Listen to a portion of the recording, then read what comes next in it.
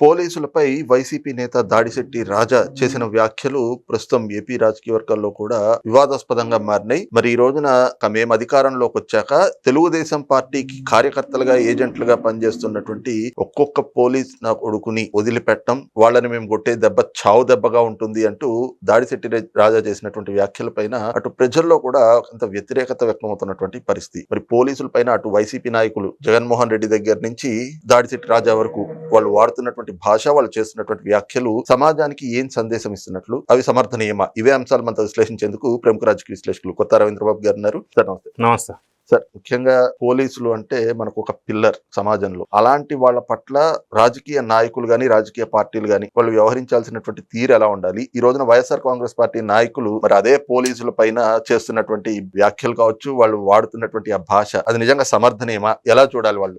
General గా మీరు చెప్పినట్టుగా ప్రజాస్వామ్య వ్యవస్థలో ఈ పోలీస్ అనే ఒక పిల్లర్ మీద రాజకీయ నాయకుల ప్రభావం గాని, ఫోర్స్ గాని, ఇబ్బంది గాని ఎక్కువ ఉండే అవకాశం ఎక్కువగా ఉంటది సహజంగానే. అయితే ఇప్పుడు వైఎస్ఆర్ కాంగ్రెస్ పార్టీ వాళ్ళు ఈ మధ్య చాలా మంది పోలీసుల మీద దురుసుగా ప్రవర్తిస్తున్న సంఘటనలు రిపీటెడ్ గా వెలుగులోకి వస్తున్నాయి. ఎందుకు అంటే యథా రాజా తథా ప్రజ. జగన్మోహన్ రెడ్డి గారే స్వయంగా చాలా సందర్భాల్లో వాళ్ళకి సంబంధించిన వ్యక్తులు అక్రమాలు, అన్యాయాలు, దౌర్జన్యాలు చేస్తే, పోలీసు వాళ్ళు డ్యూటీ సక్రమంగా చేస్తే, అరెస్టు ఎఫ్ఐఆర్ బుక్ చేస్తే సప్త సముద్రాల అవతలున్నా తీసుకొచ్చి బట్టలొప్పదీస్తా అంటాడు ఆయన. ఈ బట్టలొప్పదీసే ఫ్యాంటసీ ఏందో మనకి తెలదు. సో ఆయన్ని చూసి మిగతా నాయకులంతా కూడా పేర్ని నాని కావచ్చు, అంబటి రాంబాబు కావచ్చు, మీరు చెప్పిన రాజా కావచ్చు, రోజా కావచ్చు, ఒకరని కాదు కొద్ది మంది, చాలా మంది విపరీతమైన ధోరణి పోలీసుల మీద ప్రవర్తిస్తున్నారు. ఎందుకు అని మీరు అడిగితే, ఒకటి ఫ్రస్ట్రేషన్, అంటే అధికారం లేదు, గతంలో అధికారంలో ఉన్నప్పుడు చేసిన పాపాలు బయటకు వస్తున్నాయి, పోలీసు వాళ్ళ విధి నిర్వహణలో భాగంగా వాళ్ళ డ్యూటీ వాళ్ళు చేస్తున్నారు. ఈ పరిస్థితుల్లో ఫ్రస్ట్రేషన్ తో అసహనానికి గురై పోలీసు వ్యవస్థని, పోలీసుల్ని కించపరిచే విధంగా మాట్లాడుతున్నారు. నేను ఇంకొక ఎగ్జాంపుల్ చెప్తా. పోలీసు వాళ్ళు ఆ పార్టీకి సంబంధించి అనుకూలంగా, వాళ్ళకి ఫేవరబుల్ గా, వాళ్ళ కళ్ళల్లో ఆనందం చూడటం కోసం మంచి పని చేస్తే వాళ్ళు మంచోళ్ళ. అంటే ఫర్ ఎగ్జాంపుల్, ముంబైకి చెందిన జత్వాని నటి విషయంలో పిఎస్ఆర్ ఆంజనేయులు గాని, విశాల్ గున్ని గాని, కాంతిరాణా టాటా గాని అప్పట్లో చేసింది అన్యాయం, అక్రమం, విధి నిర్వహణలో దుర్వినియోగం చేశారు. It gross negligence on the part of discharging the duties. వాళ్ళు ఇప్పుడు శిక్ష అనుభవిస్తున్నారు. సో అప్పుడు ఆ విధంగా చేస్తే వాళ్ళు మంచోళ్ళు. అదే ఫర్ ఎగ్జాంపుల్ అనంత బాబు ఉన్నాడు అప్పట్లో ఎమ్మెల్సీ, డ్రైవర్ హత్య కేసులో అప్పుడు అధికారంలో ఉన్నప్పుడు పోలీస్ వ్యవస్థ ఏం చేశారు, 90 days వరకు ఛార్జ్ షీట్ వేయకుండా డిలే చేశారు కావాలని. ఎందుకు? 90 days వరకు ఛార్జ్ షీట్ వేయకపోతే డిఫాల్ట్ బెయిల్ వస్తుంది. ఆ విధంగా చేసి ఆయనకి బెయిల్ వచ్చేటట్టుగా చేశారు. కాబట్టి పోలీసు వాళ్ళు అక్కడ మంచి పని చేశారు. మరి ఈ రోజున అంబటి రాంబాబు ఫర్ ఎగ్జాంపుల్ విధి నిర్వహణలో ఉన్న పోలీసు డ్యూటీ చేస్తున్నటువంటి ఆఫీసర్ ని బూతులు తిట్టాడు. అంటే వీళ్ళు చెప్పినట్టు వినకపోతే వాళ్ళ మీద బూతులు తిడతారా? వాళ్ళు చెప్పినట్టు విని వాళ్ళకి ఫేవరబుల్ గా చేస్తే, వాళ్ళకి ఉపయోగపడితే వాళ్ళు మంచోళ్ళ? అంటే ఈ డిఫరెన్స్ ఉండకూడదు కదా. అప్పుడైనా వాళ్ళ అధికారంలో ఉన్నా, వాళ్ళ అధికారంలో లేకపోయినా, ఏ పార్టీ అయినా, ఏ నాయకుడైనా పోలీసు వాళ్ళు వాళ్ళ డ్యూటీని వాళ్ళు చెయ్యని ఇవ్వాలి, చేసినందుకు అభినందించాలి. కానీ ఇప్పుడు వైఎస్ఆర్ కాంగ్రెస్ పార్టీ శ్రేణులు చేస్తుంది ఏంటి, గతంలో వాళ్ళకి బాగా ఫేవరబుల్ గా పనిచేసిన వాళ్ళని మెచ్చుకున్నారు. మరి ఈ రోజు వాళ్ళు డ్యూటీ చేసి, డ్యూటీ నిర్వహణలో భాగంగా ఏదన్నా అరెస్టులు జరిగితే అది అన్యాయం అంటారు, వాళ్ళని బట్టలోకి తీసుకొడతామంటారు. ఇప్పుడు ఇది ఇంకొక అంశం ఏంటంటే, లీగల్ గా విధి నిర్వహణలో ఉన్న ఆఫీసర్ మీద దుర్భాషలాడితే ఐపీసీ సెక్షన్ 352, 354 కింద కేసులు బుక్ అవుతున్నాయి. అది చాలా ఘోరమైన నేరం. సో ఆ విధంగా బుక్ చేస్తే మళ్ళీ కుల రాజకీయం చేస్తారు. ఈయన ఈ కులం కాబట్టి కేసు పెట్టించారు అంటారు. మళ్ళీ అంటే వాడు డ్యూటీ వాడిని చేయనీరు, వీళ్ళకి ఫేవరబుల్ గా చేయమంటారు, చేయకపోతే దుర్భాషలాడతారు. దీని వల్ల ఏం మెసేజ్ వెళ్తుంది? ఒక వ్యవస్థని విచ్ఛిన్నం చేసే కార్యక్రమం లాగా ఇది అనిపిస్తుంది. ఒక మెచ్యూరిటీ ఉన్న రాజకీయ నాయకుడు గాని, రాజకీయ పార్టీ గాని, పార్టీ ఏదన్నా కావచ్చు, సిస్టాన్ని సిస్టమ్ గా సక్రమంగా ఉండేటట్టుగా కాపాడగలిగితే అది కదా నాయకత్వ లక్షణాలంటే. నేను అధికారంలో లేను కాబట్టి ఒక రకం ఉంటే ఒక రకంగా చేసి, నాకు ఉపయోగపడితే నేను మెచ్చుకుంటాను, నా వాడి డ్యూటీ వాడు చేస్తే మళ్ళీ తిడతాను అని అంటే ఏం మెసేజ్ ఇస్తున్నాం మనం? దీనివల్ల పోలీసు వ్యవస్థ కూడా కొంత ఆత్మ న్యూన్యతా భావానికి గురయ్యే అవకాశం ఉంది. వాళ్ళ డ్యూటీని వాళ్ళు సక్రమంగా చేసినప్పుడు అభినందించాలి. అది మెచ్యూరిటీ అంటే. సో ఇప్పుడు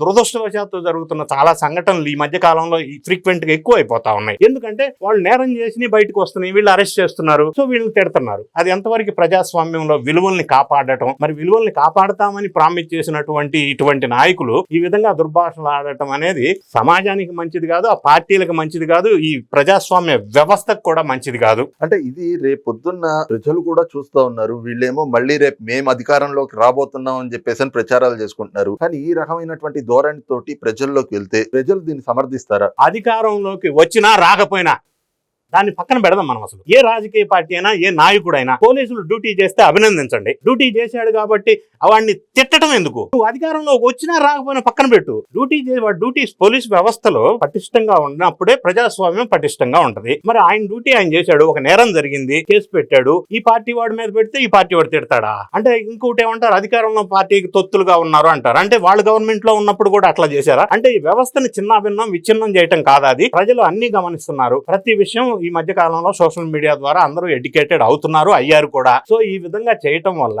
వాళ్ళకి నష్టం, పార్టీ పరంగా నష్టం, ఇండివిజువల్ గా నష్టం. ప్రజలకి రాబోయే రోజుల్లో ఇంకా వాళ్ళకి ఎక్కువ డ్యామేజ్ జరిగే అవకాశం ఉంది తప్ప సక్సెస్ దీని వల్ల వాళ్ళు అచీవ్ చేసేది అయితే లేదు. కాకపోతే వాళ్ళ శ్రేణులకు ఒక ధైర్యాన్ని నింపటం కోసం పోలీసులు తిట్టాడు అందరి ముందు అని చెప్పి కొంత ఏదన్నా మైలేజ్ పక్కనున్న వాళ్ళ శ్రేణుల్ని ఉత్సాహపరిచి ధైర్యం నింపటం కోసం చేస్తున్నారు తప్ప దీర్ఘకాలికంగా చూసినట్టయితే లేదా వ్యవస్థ పరంగా చూసినట్టయితే అది వాళ్ళకి నష్టం, ఆ రాజకీయ పార్టీకి నష్టం, ఈ వ్యవస్థకు కూడా మంచిది కాదు. ఇది ఒక చీడ పురుగు లాంటి జబ్బు కింద నేను భావిస్తా ఉన్నా. అయితే సార్, ఇక్కడ మనం సోషల్ మీడియాలో కొంత అసభ్యకరంగా, సంస్కారహీనంగా పోస్టులు పెట్టిన వాళ్ళ పైన పోలీసులు కఠినంగా వ్యవహరించట్లేదు, మీరు మొదట్లోనే కఠినంగా వ్యవహరించుంటే ఈ రోజున ఇంత విచ్చలవిడితనము, ఇంత పేటరేగిపోయేటువంటి తనము వచ్చేది కాదు కదా అంటూ కోర్టులు కూడా పోలీసుల పైన అసహనం వ్యక్తం చేసినాయి. మరి ఈ రోజు నేరుగా వచ్చి పోలీసుల్నే ఆ కొడుకులు ఈ కొడుకులు అంటూ మాట్లాడుతున్న రాజకీయ నాయకుల పట్ల పోలీసులు కూడా ఎలాంటి చర్యలు తీసుకోవాలి, ఎలాంటి చర్యలు తీసుకుంటే ఇటువంటివి మళ్ళీ పునరావృతం కాకుండా ఉంటాయి? అసలు సోషల్ మీడియా అనేది గాడు తప్పింది, అదుపు తప్పింది,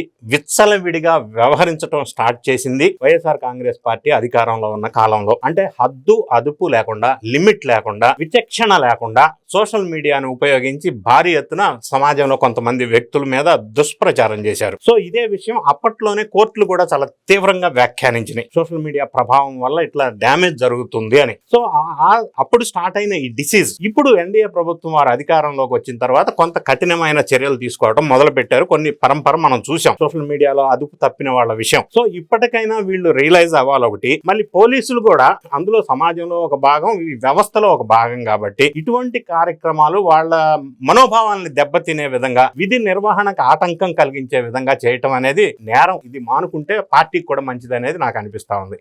థ్యాంక్ యూ.